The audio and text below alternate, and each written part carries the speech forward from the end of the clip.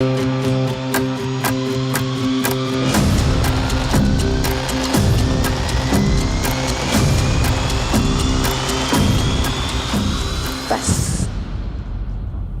पहले कुछ खाना ऑर्डर कर लें। बिरयानी ऑर्डर कर दे, भूख लगी है। ये लो। और मैंने सोचा तुम्हें मेरी भूख है। क्यों, तुझे मेरी आग नहीं लगती? अपने दुश्मनों की चिता को ठंडा करके आ गई मेरी चौखट पर आग जलाने। तेरे बिना तो मैं बुझा हुआ कोयला हूँ सुंदरी।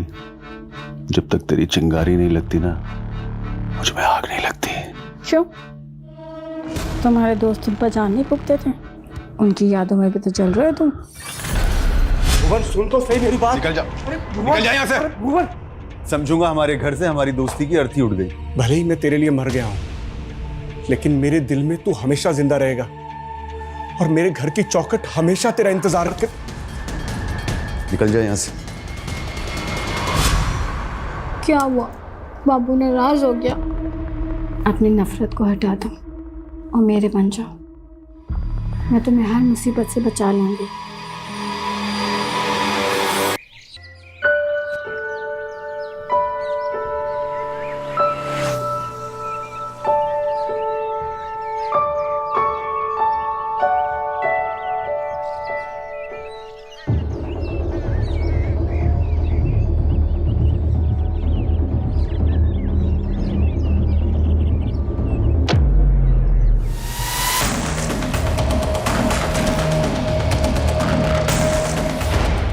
मूर्खो, ये क्या कर रहे हो? अरे भगवान का पैसा लो। अरे रुको, चोर चोर, अरे रुको, चोर पकड़ो, चोर। ए रुक रुक रुक, मंदिर का पैसा चुराता है?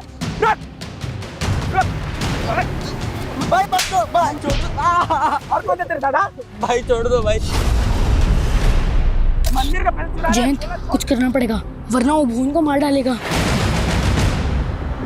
पर गुरु, हम वहां गए तो वो हमें भी थोड़ा डालेगा। नहीं, मैं नहीं मानूंगा तेरी बात। मैं जा रहा हूँ भुवन को बचाने।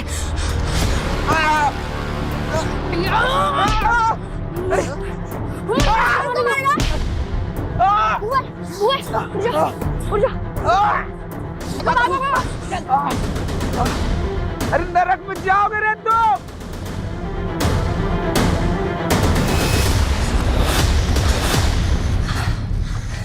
क्या हम सच में नरक में जाएंगे? मेरी माँ तो कह रही है कि स्वर्ग और नरक यहीं पे होता है। अरे स्वर्ग तो हमारी दोस्ती है, नरक तो तब मिलेगा जब हमारी ये दोस्ती टूटेगी। हमारी ये दोस्ती कभी नहीं टूटेगी, हमारी ये दोस्ती कभी नहीं टूटेगी, हमारी ये दोस्ती।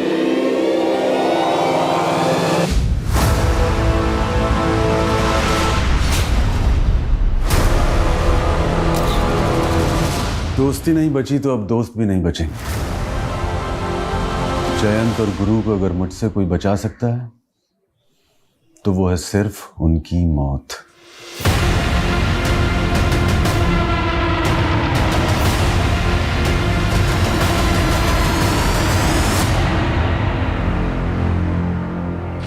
अरे भैया, आज बहुत लेट हो गया। ससुराल वाले घर पे आए थे तो उसी लिए उन्हीं की सेवा में लगा हुआ था। ये कब तक बनेगी कचौड़ी? बस भैया, थोड़ा सा वक्त लगेगा। अभी दुकान ही लगा रहा हूँ।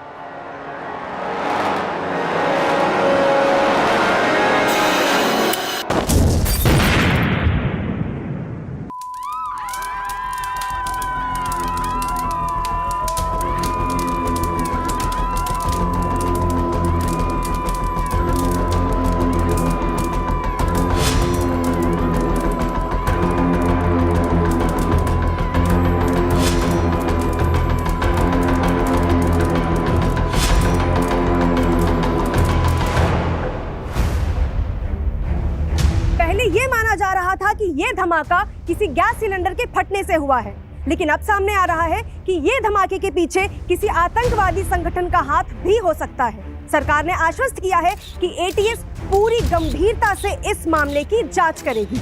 देखिए, हम जनता से अपील करना चाहते हैं कि वो पैनिक ना हो। हम जल्द से जल्द आरोपियों को पकड़ने की कोशिश करेंगे। राधिका बेटा, टीवी क्यों बंद कर दिया? पापा, नाना बनने वाले आप। ऐसी खबरें सुन के ना मेरा बच्चा डर रहा है। अच्छा, तो ये टीवी हमारे नाती ने बंद करवाया है। हाँ हाँ, तो समझ जाओ इशारा कि आगे आगे इस घर में हमारे नाती का राज चलने वाला है। बिल्कुल। वैसे नातिन भी तो हो सकती है ना। अरे भाई राम जाने, वो तो है, दोनों का ही वेलकम है यहाँ। अरे हाँ, तुमने दामाद जी से फोन पे बात कर ली ना कि भाई डिलीवरी के वक्त उन्हें फुर्सत मिल जाएगी काम से या नहीं? हाँ पापा, उन्हें तो बेसब्री से इस बच्चे का इंतजार है। वो तो हमें भी है। हाँ? नमस्ते चाचा जी। नमस्ते नमस्ते दीक्षा बेटी। ये लीजिए चाचा जी, आपके लिए स्पेशल करेले की चटनी, आपकी डायबिटीज में बहुत फायदा करेगी। भाभी, आप कितना सोचते हो पापा के लिए। हाँ भाई, कहीं तेरा ससुर बुरा ना मान जाए जो तुम हमारी इतनी सेवा करती रहती हो। मेरे ससुर आपके बचपन के दोस्त है चाचा जी, तो इस लिहाज से मैं आपकी भी तो बहू हुई ना। लेकिन वक्त के साथ बहुत कुछ बदल गया बेटा। तेरा ससुर जन तो अब भी मेरे नजदीक है, लेकिन वो भुवन। चिंता मत कीजिए चाचा जी, मेरी भी इच्छा है कि आप तीन लोग फिर से एक साथ हो जाएं, पहले की तरह। अब अच्छा चाचा जी, आपको याद है ना कि कल आप तीनों की जमीन में पानी भराई शुरू करनी और पूजा भी है। हाँ बेटा। इनकी इच्छा थी कि इस बार पूजा राधिका ही करे, लेकिन ये सोच रहे थे कि कहीं इससे भुवन जी और तुम्हारे ससुर जयंत जी को कोई ऐतराज ना हो। अरे चाची जी, इसमें ऐतराज की क्या बात है? आप समझो कि कल पूजा राधिका ही करेगी। तू होती कौन है डिसाइड करने वाली कि पूजा कौन करेगा? बीवी हूँ आपकी और इस घर की बहू भी, और मैंने अरे पापा जी का बस चले तो अपनी सारी जमीन उन्हीं के नाम कर दे। तू आज के बाद वो करेगी जो मैं कहूंगा। सोहम, ज्यादा मर्दानगी मत दिखा। दीक्षा को मैंने अनुमति दी थी राधिका से पूजा कराने की, और राधिका भी मेरी बेटी जैसी है। बस बस बस, गुरु चचा दोस्त है आपके, सिर्फ दोस्त, परिवार नहीं है वो आपके। और ये बहू है, आपकी बेटी नहीं। सारे रिश्तों को उलझा के रखा हुआ है आपने। तूने तो बहुत सुलझा के रखा है ना, बेटा होने का फर्ज अदा कर रखा है ना तूने तो। हाँ तो ठीक है ना, बना लो किसी गैर को अपना बेटा। जब धोखा खाओगे ना तब पछताओगे।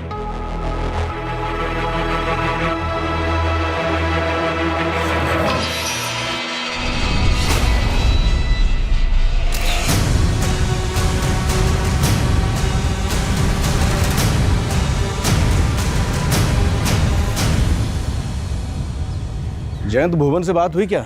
आ रहा है वो? आपका न्योता भेजेंगे उसको यार, छोड़ उसको, दारू पी के पड़ा हुआ कहीं पे।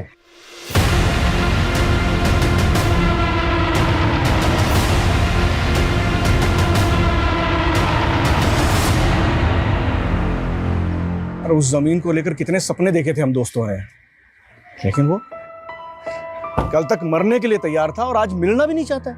यार वो हमारी दोस्ती के काबिल ही नहीं है यार। लेकिन इस जमीन में उसका भी हिस्सा है, जो भी फसल होगी ना उसे भी भिजवा देंगे। अच्छा, मतलब मेहनत हम करें, फल वो खाएगा? पागल हो गया क्या? बचपन के दोस्त हैं हम, वो हमें गैर कर सकता है, लेकिन हम अपनी दोस्ती का फर्ज नहीं भूलेंगे, समझे? ठीक है यार। राधिका, राधिका, तुम फेथ, तुम यहाँ क्या कर रहे हो? हाँ राधिका, तुम इतने दिन बाद आई हो और मुझसे मिली भी नहीं। वेद, अब तो मेरा पीछा छोड़ दो, मैं शादीशुदा हूँ। तुम और ये बच्चा दोनों मेरे, समझी? वेदी, क्या बकवास कर रहे हो? तुम जाओ यहाँ से। तुम्हें अपने पति को छोड़ के मेरे पास आना होगा। अगर तुम मेरी नहीं हुई ना तो मैं किसी की रहने भी नहीं दूंगा। देखो, मुझे धमकी मत दो, वरना मैं। वरना क्या? सिर्फ आधा घंटा दे रहा हूँ तुम्हें, बैग पैक कर और भाग चल मेरे साथ।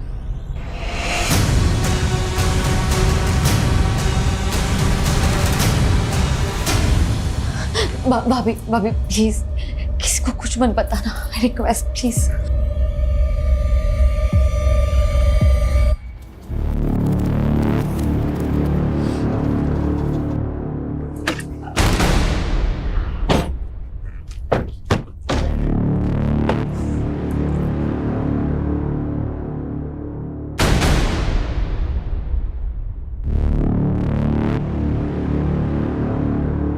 आओ राधिका बेटा, करो शुभारंभ।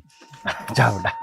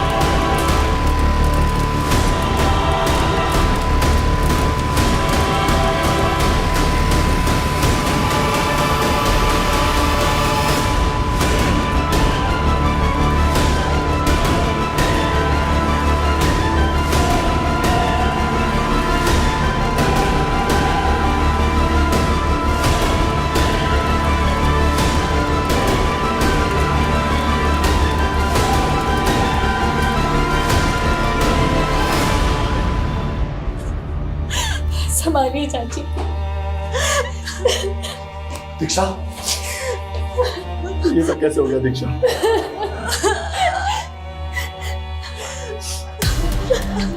ये जमीन पे धमाका हुआ वो आपकी?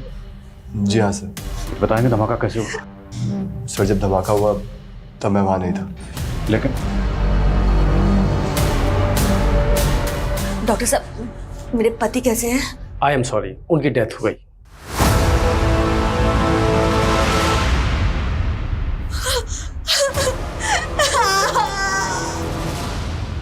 सर इस हादसे में 4 लोगों की जान चली गई। गुरु, उनकी प्रेग्नेंट बेटी राधिका और उनके खेत में काम करने वाले 2 वर्कर।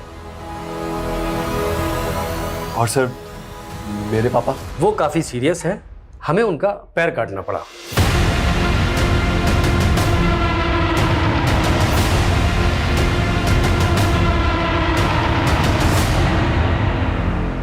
इस छोटे से गांव में ब्लास्ट हुआ है। इस ब्लास्ट में 4 लोगों की मौत और एक व्यक्ति गंभीर रूप से घायल है। धमाके की वजह अब तक पता नहीं चल पाई है।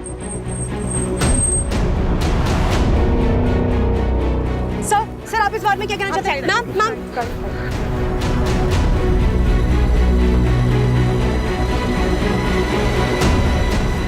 सर, मेरी ट्यूबवेल कमेटी के मैनेजर से बात हुई। उसका कहना है कि मशीन में तो कोई प्रॉब्लम नहीं थी। तो धमाके की वजह क्या थी? सर फॉरेंसिक को ट्यूबवेल में एक्सप्लोजिव के ट्रेसेस मिले। शायद एक्सप्लोजिव को ट्यूबवेल में प्लेस किया गया था।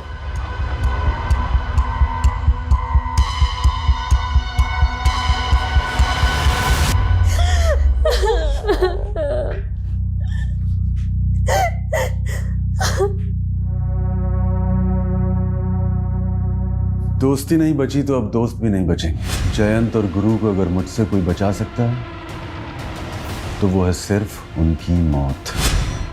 मेरा पूरा परिवार तबाह हो गया।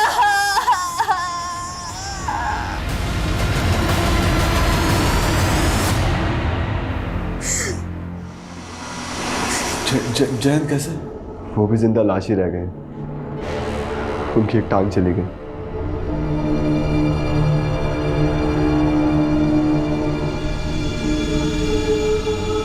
हम तीनों मिलके ना एक बड़ी सी जमीन खरीद लेंगे और उस पे हम खेती करेंगे और हम तीनों भाइयों की तरह हमेशा एक साथ रहेंगे। भाइयों, सालों का सपना पूरा हो गया। ये रही हमारी जमीन। सपना पूरा कैसे नहीं होता गुरु, बहुत दिल से देखा था। लेकिन यार आधी उम्र निकलने के बाद ये सपना पूरा हुआ है। अगर तुम दोनों से पहले मैं ऊपर निकल लिया ना तो जमीन तुम दोनों के नाम। जयंत पागल हो गया क्या? अरे शुभ शुभ बोल, क्या बोली जा रहा है? वैसे तेरी बात में दम है जयंत। अगर हम तीनों में से कोई भी पहले निकल गया ना भगवान से मिलने, तो जो बच गया जमीन उसकी। अबे फिर तो गुरु की लॉटरी निकल जाएगी। मेरी क्यों? अबे जोशी ने बोला है 100 साल जिएगा कम वक्त। फॉरेंसिक रिपोर्ट के मुताबिक बम बनाने के लिए जिलेटिन स्टिक्स और बारूद का इस्तेमाल किया गया और बम को ट्यूबवेल के पावर स्विच के साथ कनेक्ट किया गया ताकि जैसे ही ट्यूबवेल ऑन हो धमाका हो जाए। सर ये जिलेटिन स्टिक्स और बारूद का इस्तेमाल तो मोस्टली टेरर ग्रुप ही करते हैं। लेकिन टेरर ग्रुप का मकसद तो ज़्यादा से ज़्यादा जान और माल का नुकसान करना होता है, जबकि यहाँ पे पर्पसली एक ही फैमिली को टारगेट किया गया। फैमिली के 2 मेंबर्स के साथ साथ खेत में काम करने वाले 2 मजदूर भी मारे गए। गुरु का दोस्त जयंत वो बच गया। तो क्या सर आपको इसमें कोई पर्सनल एंगल दिखाई दे रहा है? जयंत की हालत स्टेबल होने दो, फिर उससे बात करते हैं। और हमें इस केस को एस्केलेट करके सेंट्रल एजेंसीज की मदद लेनी होगी। बम धमाका हुआ, छोटा केस नहीं, शायद उनके डाटाबेस से हमें इस केस में कुछ हेल्प मिले।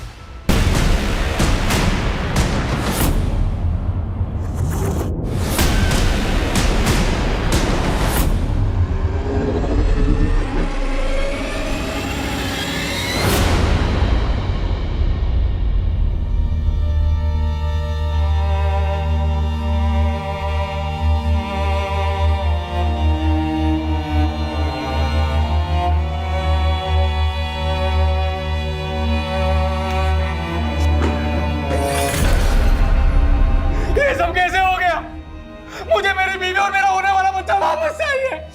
अरे आपके भरोसे छोड़ के गया था मैं उसको, आपने उसका इतना भी ख्याल नहीं रखा। अरे उसके बिना मैं कैसे जीऊंगा अभी?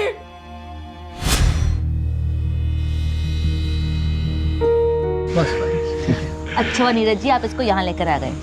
अब आपको तो फुर्सत होती है नहीं, डिलीवरी तक ये हमारे साथ ही रहेगी, हम इसका ख्याल रखेंगे।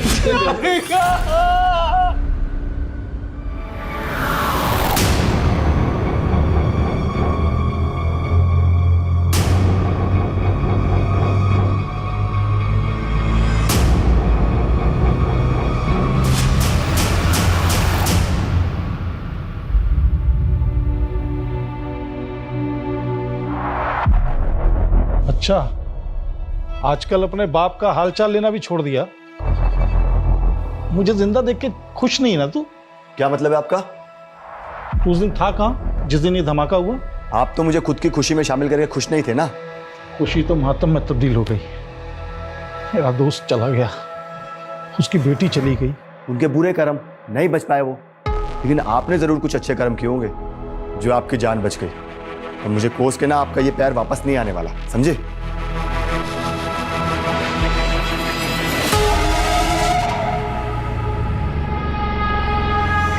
ये लीजिए पापा जी, आपकी दवाई का समय हो गया।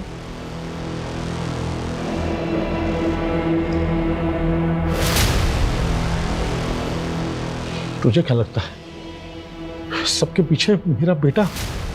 नहीं नहीं पापा जी, ऐसा मत सोचिए आप। अब इससे और चौकन्ना रहना होगा। Please have a seat. इस गांव में जैसा ब्लास्ट हुआ है, 1 महीने पहले मुरादाबाद सिटी में हुआ ब्लास्ट भी बिल्कुल ऐसा ही था। यहाँ ट्यूबवेल में जिलेटिन स्टिक्स और एक्सप्लोसिव का इस्तेमाल किया गया और वहां पर उन्हें एक स्टोव में प्लांट किया गया था। स्टोव एक कचौड़ी वाले का था। कचौड़ी वाले समेत 3 लोगों की जानें गई और 10 से ज्यादा लोग घायल हुए थे। नज़रपुर मुरादाबाद से महज 20 किलोमीटर दूर है, तो इन दोनों ब्लास्ट का आपस में क्या कनेक्शन हो सकता है? और उस ब्लास्ट में तो किसी टेरर ग्रुप के इन्वॉल्व होने की अटकलें थी, लेकिन अभी तक किसी टेरर ग्रुप का लिंक नहीं मिला है इसके पीछे। और वो जो बॉम्ब था, होममेड बॉम्ब था। Homemade bomb? यस, एकदम देसी तरीके से बनाया गया।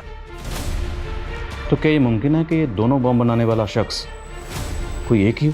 हमारे इन्फॉर्मर्स की टिप पर हमने ऐसे कई ठिकानों पर रेड मारी जो एंटी सोशल ग्रुप द्वारा ऑपरेट किए जा रहे थे, लेकिन कोई ब्रेक थ्रू नहीं मिला। हमारे लिए सबसे बड़ा सवाल ये है कि ये जिलेटिन स्टिक्स और डिटोनेटर उस अननोन बॉम्ब मेकर तक पहुंच कैसे रहा था। जिलेटिन स्टिक्स मोस्टली माइंस में ब्लास्ट के लिए इस्तेमाल होती हैं, तो हो सकता है वहां से किसी ने। लेकिन इंटेलिजेंस तो माइंस ब्लास्टिंग के ठेके लेने वाली हर कंपनी पर कड़ी नजर रखती है। उन्हें जो जिलेटिन स्टॉक्स अलॉट होता है, वहां से तो एक भी बॉक्स का इधर उधर होना इम्पॉसिबल है। हमने पर्सनल लेवल पर भी इस केस को इन्वेस्टिगेट किया, सारे इंजर्ड और डेड लोगों से कनेक्टेड लोगों के बैकग्राउंड्स चेक किए, लेकिन कहीं से कोई क्लू नहीं मिला। हमारे विक्टिम की फैमिली में ऐसा कोई लगता नहीं जो इस तरह का बम बना सकता है। But you have to investigate it. मुझे लगता है अब हमें इस केस को फ्रेश पर्सपेक्टिव से देखना होगा। We have to take personal angle. हमें देखना होगा कि हमारे विक्टिम की फैमिली से जुड़ा वो कौन शख्स है जो इस तरह का होममेड बम बनाकर ये धमाके कर रहा है।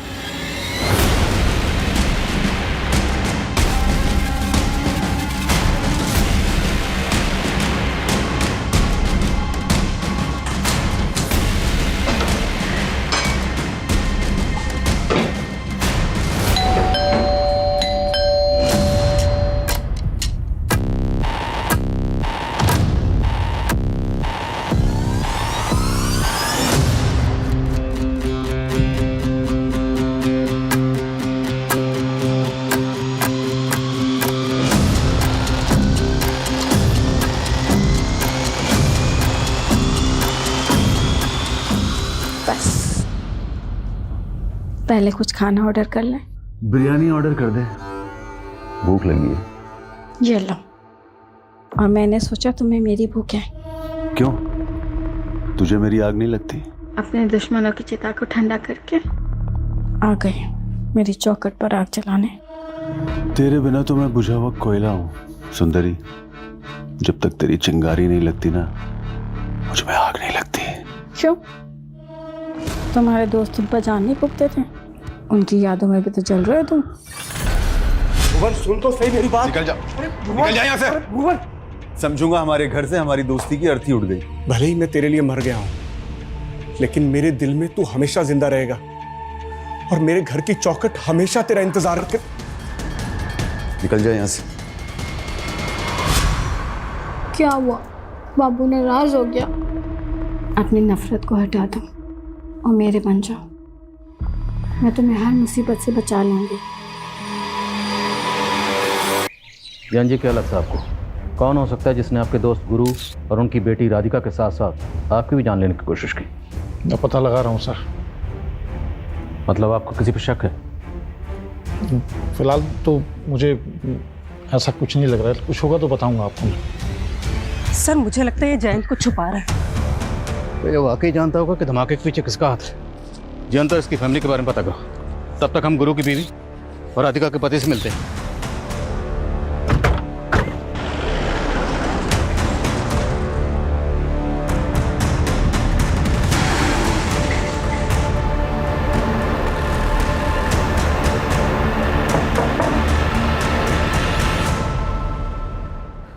आपको किसी पे शक कोई ऐसा है जो आपकी बेटी राधिका और आपके पति गुरु को इस तरह मरवा सकता है? मुझे तो कुछ समझ में नहीं आ रहा है। राधिका तो यहाँ रहती भी नहीं थी, वो तो बस डिलीवरी के लिए मायके आई थी। नीरज जी, आपको किसी पे शक? Excuse me sir. सर मैं आपको कुछ बताना चाहती हूँ। तुम्हें अपने पति को छोड़ के मेरे पास आना होगा। अगर तुम मेरी नहीं हुई ना तो मैं किसी की रहने भी नहीं दूंगा। दीक्षा भाभी आप क्या बोल रही हो? सॉरी नीरज जी, लेकिन यही सच है। सर वो वेद राधिका को अपने साथ भागने के लिए बोल रहा था, और सर मैंने ये सब इसलिए पहले नहीं बताया क्योंकि मैं नहीं चाहती कि राधिका के चरित्र में कोई लांछन लगे। ये वेद है कौन? सर शादी से पहले राधिका और वेद एक दूसरे से प्यार करते थे। पापा मुझे कुछ नहीं समझना है। मैं वेद से प्यार करती हूँ और उसी से शादी करूंगी। वो जाहिल गवार इस घर का नौकर बनने के लायक नहीं है, और तुम उसे घर का दामाद बनाना चाहती हो। पापा भले उसे अपना दामाद ना बनाओ, लेकिन मैं उसे अपना पति मान चुकी हूँ। राधिका, राधिका मैं तेरे हाथ जोड़ता हूँ, मेरी बात मान जा बेटा। नहीं मानेगी, नहीं मानेगी तू। तुम्हारी मौत पर ही घर बसाना।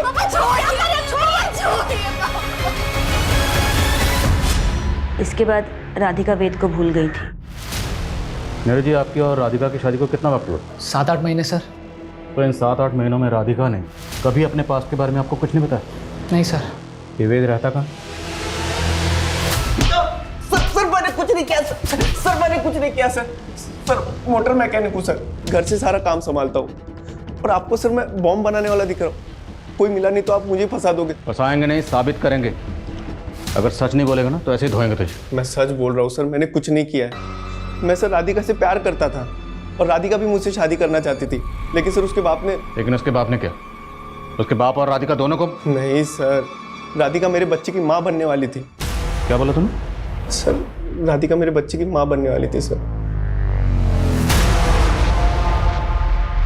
सर फॉरेंसिक को इस वेद के घर से जो सामान मिला है उसमें जेलेटिन या एक्सप्लोजिव के कोई ट्रेसेस नहीं मिले।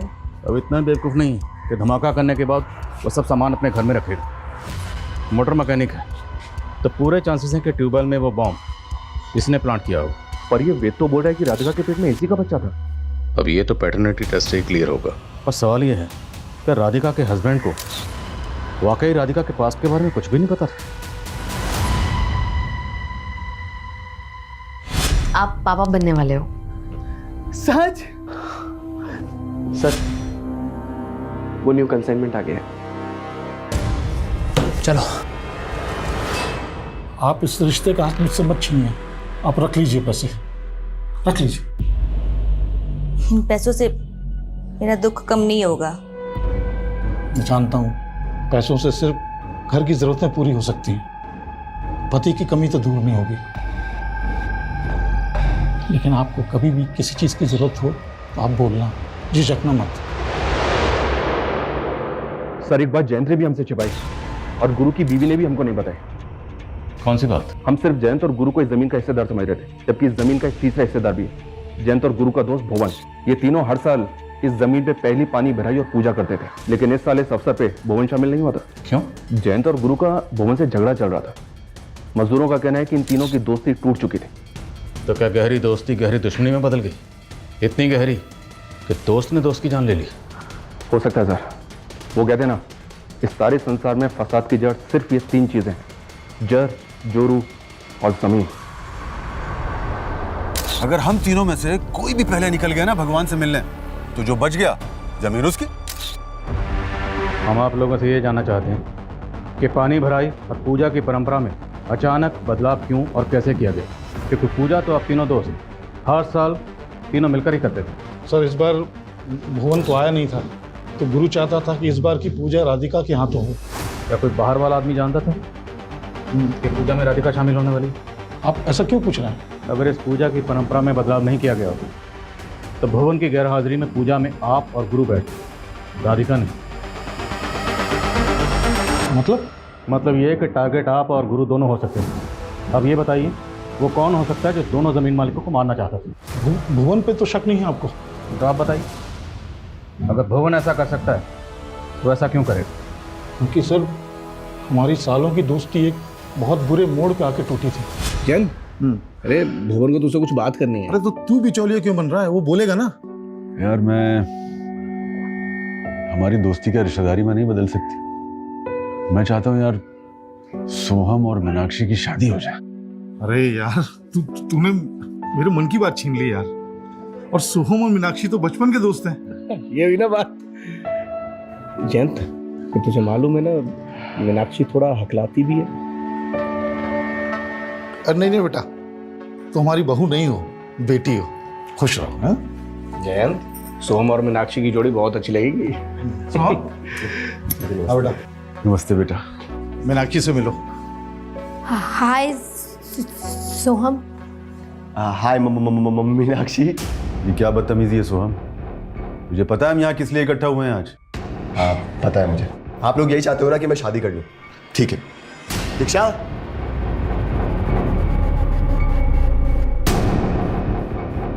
आओ ना।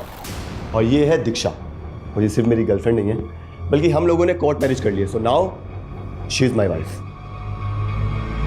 और हाँ एक बात और, ये मीनाक्षी की तरह हथलाती भी नहीं है। बदतमीज। सॉरी मीनाक्षी। सोहम ने हमेशा मेरा सिर झुकवाया सर। तो आपकी अपने बेटे से भी नहीं बनती थी? क्या बताऊं सर, एक गलतफहमी उसके मन में घर करके बैठी थी।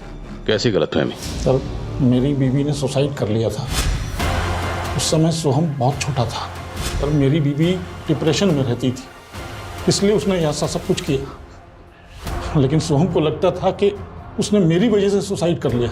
गुरु से क्या प्रॉब्लम थी भुवन को? सर यही कि उसने रिश्ता करने के लिए बोला था। फिर तो सोहम की सजा जयंत को क्यों दे रहा है?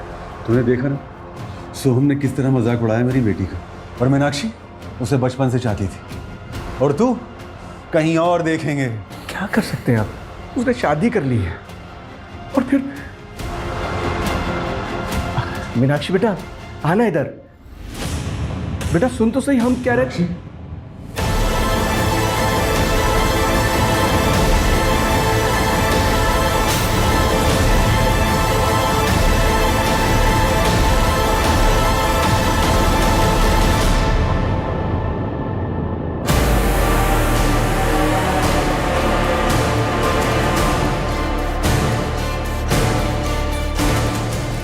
मीनाक्षी बच गई लेकिन उसकी आवाज़ चली गई। भुवन टूट गया था, शराब में डूब गया था। हम दोनों को अपना बैरी समझने लगा था सर। मंजू जी, आपको भी यही लगता है कि भुवन ऐसा कर सकता है? जी।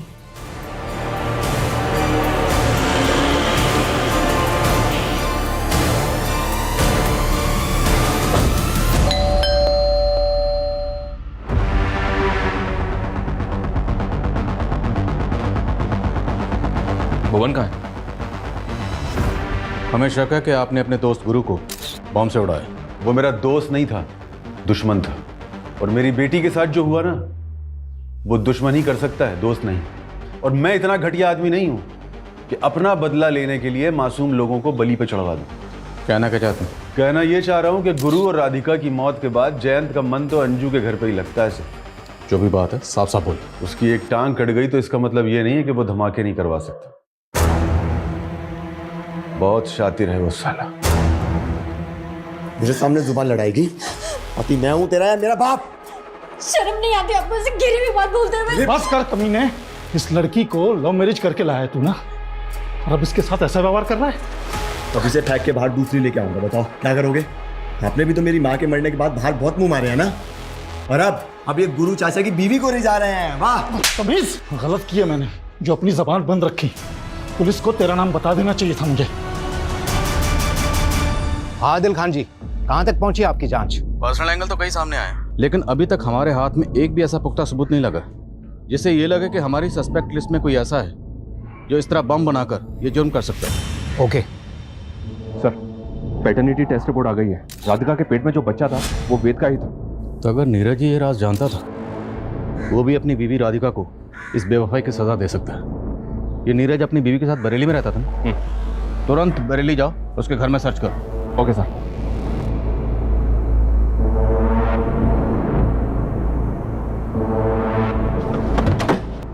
पूरा घर अच्छी तरह से सर्च करो। सर। अरे कहाँ जा रहे हो आप लोग? सर बात क्या है? तेरी बीवी के पेट में जो बच्चा था वो वेद का था, और तू कह रहा है कि तुझे मालूम नहीं था अपनी बीवी के अफेयर के बारे में? अरे नहीं मालूम था मुझे कि राधिका का किसी के साथ अफेयर चल रहा था, और अगर मालूम भी होता तो क्या मैं उसका जाके खून कर देता, वो भी इस तरह से। घर में कुछ नहीं मिला फिर भी हम इसे क्लीन चिट नहीं दे सकते।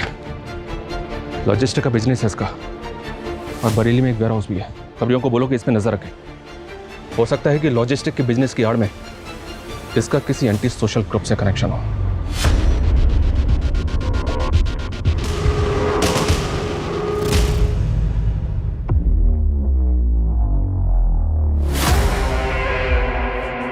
पापा जी आपकी चाय। पापा जी इतना कैश लेके आप कहाँ जा रहे हैं? मैंने और गुरु ने मिलके एक ट्रैक्टर लेने का सोचा था। अब गुरु तो रहा नहीं, लेकिन उस जमीन पे खेती तो करनी है ना, बस इसलिए ट्रैक्टर खरीदने जा रहा हूँ। पापा जी क्या आपको वाकई लगता है कि वो ब्लास्ट सोहम ने? मैं लेट हो रहा हूँ, चाय नहीं पी पाऊंगा।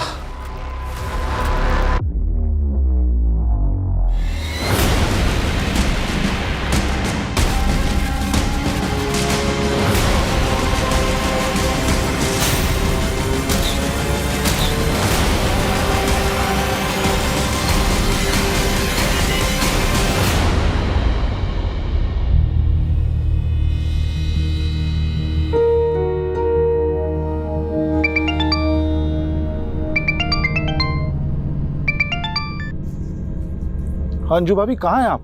देखिए, मैं वहाँ आके लोगों की नज़र में नहीं आना चाहती। वैसे भी आपका बेटा आपको और मुझे लेकर शक करता है।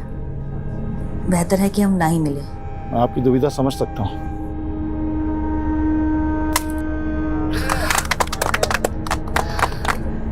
चलिए पापा जी, पहली बार ट्रैक्टर आप स्टार्ट कीजिए।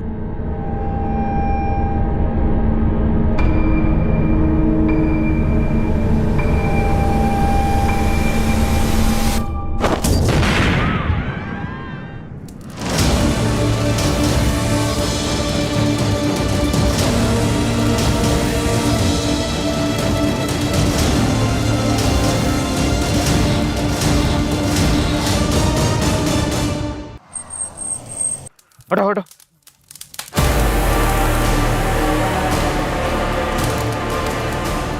शर्मा, लोग जिंदा, एम्बुलेंस बुलाओ तुरंत। यस।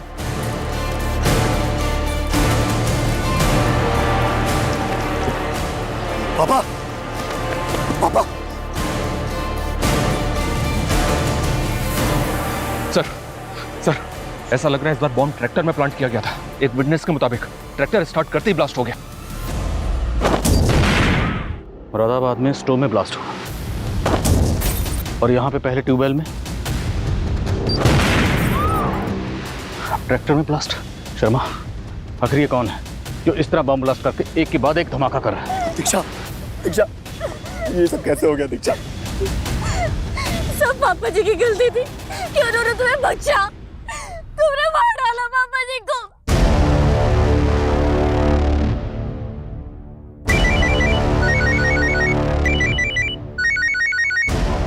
हेलो, क्या ब्लास्ट हो गया? कुछ ही हफ्तों के अंदर ये तीसरा ब्लास्ट हुआ है, और पुलिस सिर्फ तीनों ब्लास्ट में मरने वाले लोगों की आपसी रंजिश में उलझी हुई है। क्या उन्हें नहीं लगता इसके पीछे कोई और बड़ी साजिश?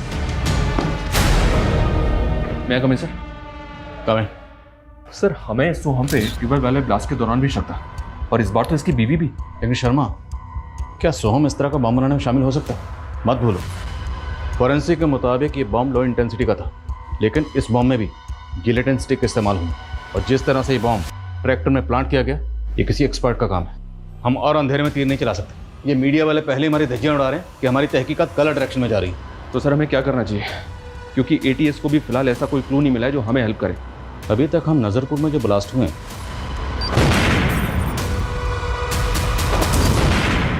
उन्हीं को इन्वेस्टिगेट कर रहे हैं, और अब मुझे लग रहा है कि जो मुरादाबाद में ब्लास्ट हुआ उसमें जो ATS की इन्वेस्टिगेशन है, हमें उसे भी क्लोजली स्टडी करना चाहिए, क्योंकि हो सकता है उस इन्वेस्टिगेशन में कोई ऐसी बात हो जो ATS से मिस हो गई, लेकिन वो बात हमारी नज़र में आ जाए। सर इतनी बार बताया तुझे कि आने से पहले दरवाजा नॉक कर लिया कर। Sorry sir.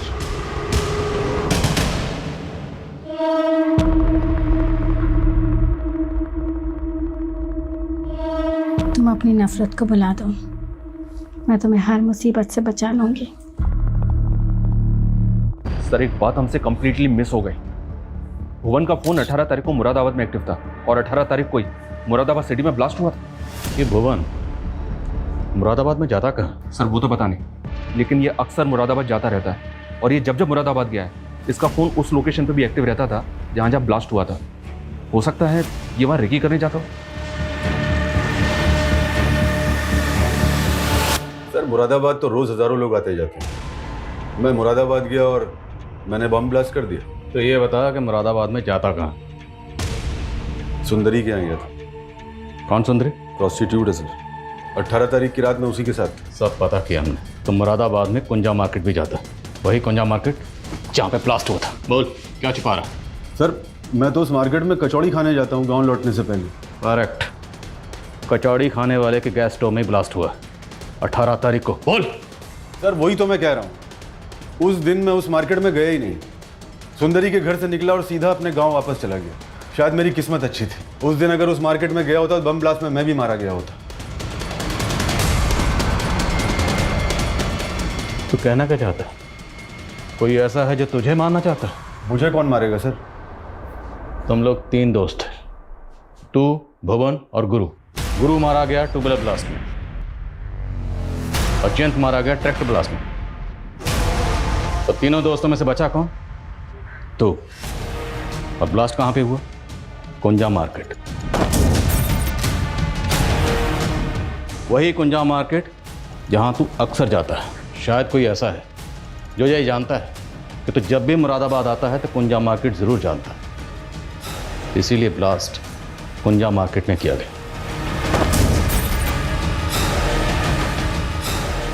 जहन पे जोर डाल और बता कि वो शख्स कौन है। सर ये बात तो सिर्फ सुंदरी जानती है। अरे तू यहाँ क्या कर रहा है? तेरे भुवन चाचा को पुलिस ने गिरफ्तार कर दिया, तू निकल यहाँ से। अरे लेकिन मुझे अभी तो अंदर तू जान। अरे सर सर सर लो, मैंने पकड़ लिया। अरे सर मैंने पकड़ लिया। इसको भी लेके चलो। अरे मुझे क्यों लेके जा रहे हो? मैंने क्या किया? मैंने क्या किया? अरे साहब मेरा काम है धंधा करना, अब चाचा हो या भतीजा मुझे क्या फर्क पड़ता है? और इन दोस्तों को मार के मुझे क्या मिलेगा? सर मेरा कोई लेना देना नहीं है नवाकों से। अगर कुछ भी छुपाया ना और हमें पता चला तो उधेड़ेंगे तुझे। और छुपाने को बचा ही क्या है, सब कुछ तो सामने खुल गया है। 18 तारीख को मुरादाबाद में हुए ब्लास्ट से 10 दिन पहले 8 तारीख को बरेली रोड पर दंगे हुए थे। तभी इस जिलेटिन बॉम्ब की साजिश की शुरुआत हुई थी। लेकिन बरेली में हुए दंगों का इन धमाकों से क्या कनेक्शन है? दंगों के कारण 3 दिन तक शहर में कर्फ्यू रहा था, जिस वजह से एक माइनिंग साइट पर जाने वाले जिलेटिन से भरे ट्रक को कंपनी को 3 दिन के लिए बरेली के गोडाउन में रखना पड़ा था। उस वक्त कंपनी ने हमसे ये बात छुपाई थी कि उस ट्रक में से 147 जिलेटिन गायब हो चुकी थी। हमें शक है कि ये चोरी उसी वक्त हुई जब वो ट्रक नीरज के गोडाउन में खड़ा हुआ था। नीरज के गोडाउन पे? माइनिंग कंपनी के हिसाब से वो जिलेटिन स्टिक तेरे गोडाउन से चोरी हुई। सर माइनिंग कंपनी वाले झूठ बोल रहे हैं। मेरा मतलब है कि मेरे गोडाउन से आपको कुछ मिला क्या? आदिल खान जी। शर्मा, इस नीरज के गोडाउन से किसी भी तरीके का एक्सप्लोसिव या जिलेटिन नहीं मिला है। कहीं ठिकाने लगा दिया होगा। 2 लगाएंगे सब उगल देगा ये। ये उस दिन की वीडियो फुटेज आई है मेरे पास, जिस दिन जिलेटिन से भरा ट्रक इसके गोडाउन में खड़ा था। सर ये मोहित है। कौन मोहित? सर दीक्षा का भाई।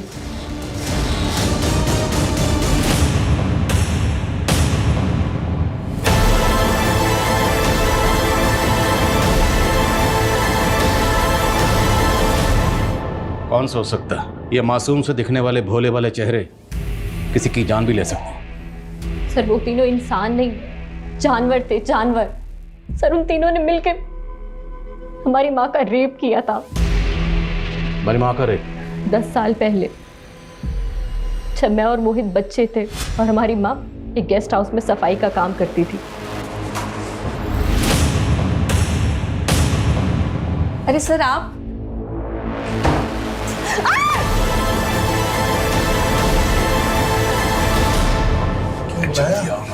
अरे हुआ क्या है बता दो। अरे देखो ना, पागल हो गए। मैंने तो मजे ले लिए, तुम भी मजे ले लो।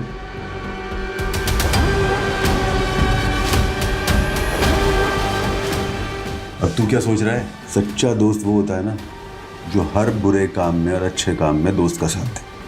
अरे चल जाना, क्या सोच रहा है? चल। क्या करना उसका? करना क्या है यार, अब निकलते हैं हम यहाँ से। सरिता, सरिता, सरिता, क्या हुआ तुम्हें? सरिता। हमारा बाप गया था पुलिस के पास मदद मांगने के लिए, पर किसी ने उनकी बातों को सीरियसली नहीं लिया। हमारा बाप टूट चुका था।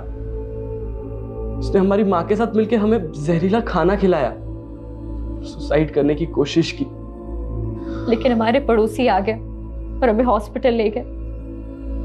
हम तो बच गए सर, लेकिन हमारे माँ पापा ने उन्हें खो दिया। हमने बचपन में ही ठान लिया था कि एक दिन इन तीनों से जरूर बदला लेंगे। सर हमारे मामा ने हमें पाला, हमने पढ़ लिख के खुद को इस लायक बनाया कि उनकी बराबरी कर सके, और सबसे पहले उनके घर में घुस के उन्हें घात लगा सके। इसलिए मैंने सोहम के ऑफिस में जॉब ढूंढी और उसे प्यार के जाल में फंसा के उससे शादी कर ली। और ये है दीक्षा, और ये सिर्फ मेरी गर्लफ्रेंड नहीं है, बल्कि हम लोगों ने कोर्ट मैरिज कर लिया। So now she is my wife. और अपने भाई मोहित को नीरज के यहाँ नौकरी पर लगवाया। और वो जिलेटिन और बारूद तो 1.5 महीने पहले ही नीरज के गोदाम में आए थे। तो क्या तुम लोगों ने पहले उन्हें बॉम्ब से? हम तो उन तीनों को बहुत पहले ही मार देना चाहते थे, पर हम कुछ ऐसा सोच रहे थे जिससे कि हम ना फंसे। फिर हमें जिलेटिन का आइडिया आया, तो हमने सोचा कि क्यों ना इस मर्डर को बॉम्ब ब्लास्ट की शक्ल दे दें। बॉम्ब बनाना हमने इंटरनेट से सीखा। और भुवन जब भी मुरादाबाद जाता था, सुबह 10 बजे के आसपास वो ठेले पे आके कचौड़ी खाता था। तो हमने एक रात पहले ही उस ठेले के स्टोव पे बॉम्ब प्लांट कर दिया था। लेकिन उस दिन बॉम्ब स्टॉल गया ही नहीं, सब बच गया। फिर तुम लोगों ने ट्यूबवेल में बॉम्ब प्लांट किया जिसमें गुरु मारा गया।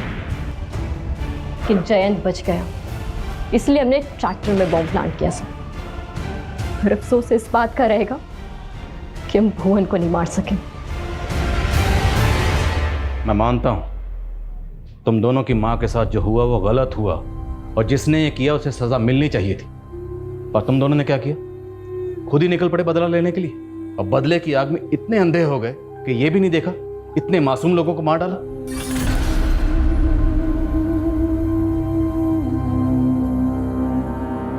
ये कोई भूल नहीं थी, बल्कि बहुत बड़ी गलती हुई थी हमारे पुलिस डिपार्टमेंट से। अगर उन लोगों ने दीक्षा की मां सरिता के रेप केस को सीरियसली लिया होता और उसके गुनहगार भुवन, जयंत और गुरु को पकड़ लिया होता, तो दीक्षा और मोहित ये बदले का खूनी खेल ना खेलते और इतने मासूम लोगों की जान यूं ही ना जाती।